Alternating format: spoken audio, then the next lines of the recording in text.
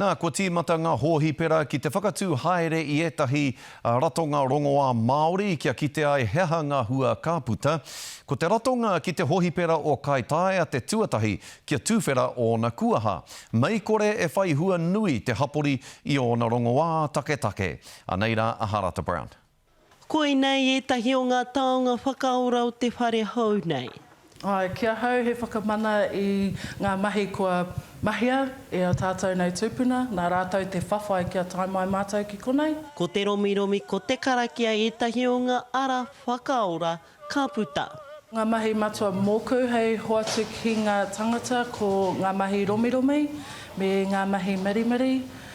Aha koa he mahi a tīnana ka tino hohonu haere te mahi wairua a Hinengaro hoki. He tino ātāhua.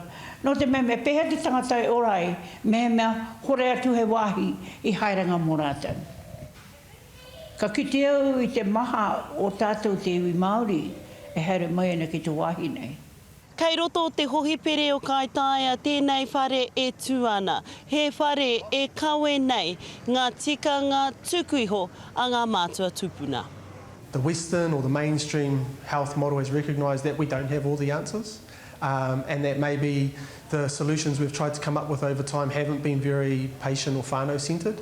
And so we've reflected on that and gone out to the people and asked what they want and what they need. E aroha te mana ki te wairua ki a rātou e mahi ana i rate te mamai o te hohi pere, na mātou ko tai mai mātou, te awhi a rātou ngā rata me ngā nāhi. Tai mai ana te whakatōpūtanga o ngā kai kawe i ngā rongoā Māori o te tai tokerau. Nā te mea, he kaupapa tēnei kātoro ki ngā hohi pere o te tai tokerau whānui, mai Kaitaia nei ki Whangarei. Ka wao mua, o le tātou i te tātātou kurotora i wa tātou hoipere. Ai tēnei wā ko tīmata te mahi tēnei kaupapa. If the people of Te Tai Tokerau have asked for this and the DHB and the rongo providers, Te Pautoko Manawa, and especially a man called Harold Wetara who drove a lot of this, made it happen for the people, then why can't it happen in other places? Tūturu ko te waka hauora he waka, hei whakaora i te hapori nui tonu nei o te hiku o te ika a Maui. Harata Brown, Te Karere.